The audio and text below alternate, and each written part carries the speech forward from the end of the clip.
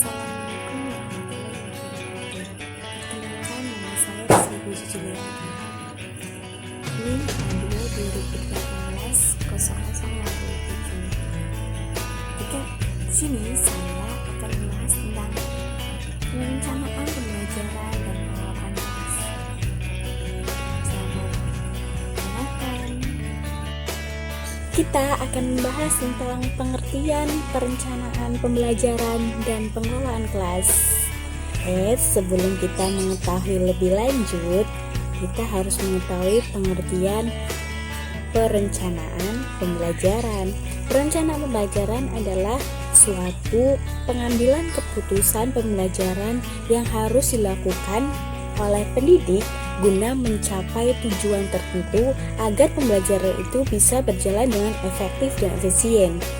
Sedangkan pengelolaan kelas adalah penataan atau pengadministrasian suatu kegiatan yang digunakan dengan proses pengawasan terhadap semua aktivitas yang terdapat dalam kelas untuk dilakukan oleh pendidik dan peserta didik. Kemudian ada tujuan perencanaan pembelajaran dan pengelolaan kelas ada berbagai macam. Yang pertama, menciptakan peserta didik atau manusia yang Pancasilais yang sudah ditetapkan oleh pemerintah melalui Undang-Undang Dasar. Diartikan sebagai tujuan lembaga pendidikan berupa niat dan harapan peserta didik agar bisa searus dan selaras dengan tujuan pendidikan. Selanjutnya ada prinsip. Berbagai prinsip perencanaan dan pembelajaran serta pengelolaan kelas, yaitu prinsip kesiapan belajar bermulai dari pertumbuhan fisik, psikis, dan intelijensi. Kedua, prinsip motivasi. Prinsip motivasi ini datangnya dari orang tua, guru, dan faktor pendukung lain seperti masyarakat, teman, dan yang lainnya pokoknya. Ketiga, prinsip perhatian yang berorientasi pada suatu masalah. Keempat, prinsip persepsi. Prinsip persepsi ini adalah suatu prinsip dalam pembelajaran yang memberikan tiruan atau gambaran agar peserta didik mampu membayangkan sekaligus mengaplikasikan suatu rencana. Yang kelima, prinsip retensi.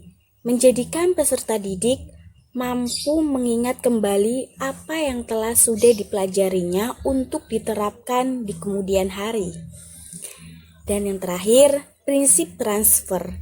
Prinsip transfer ini adalah berawal dari pendidik peserta didik dengan mengaitkan pengetahuan yang sudah dipelajari dengan pengetahuan yang baru dipelajari sehingga dapat memecahkan suatu masalah.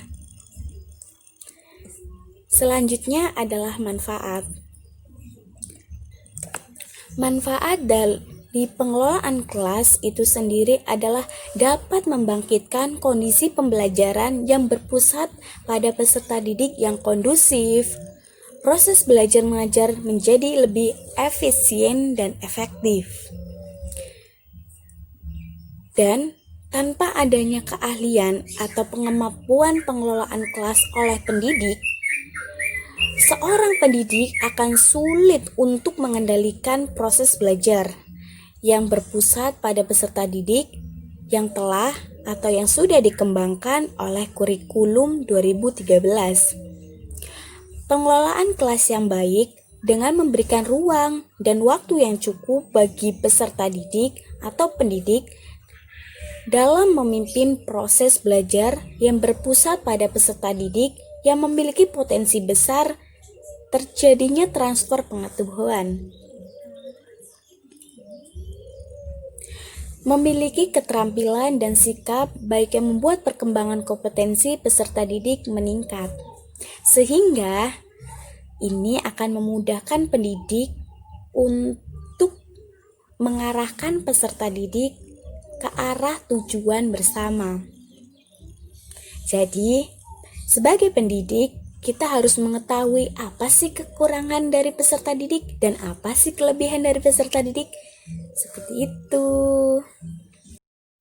Agar tercapainya tujuan pembelajaran dalam proses pengelolaan kelas, harus melewati berbagai langkah-langkah atau strategi. Yang pertama, strategi pendidik dalam membuat perencanaan pembelajaran sebelum tahun ajaran baru. Dan kepala sekolah mewajibkan semua guru membuat perencanaan pembelajaran yang terdiri dari silabus, analisa materi pelajaran atau AMP, program tahunan, program semester, dan terencana program pengajaran. Yang kedua, membangun kerjasama dengan peserta didik. Sekian penjelasan singkat dari saya, kurang lebihnya mohon maaf apabila ada kekurangan. Sampai bertemu di video selanjutnya. Terima kasih. Wassalamualaikum warahmatullahi wabarakatuh.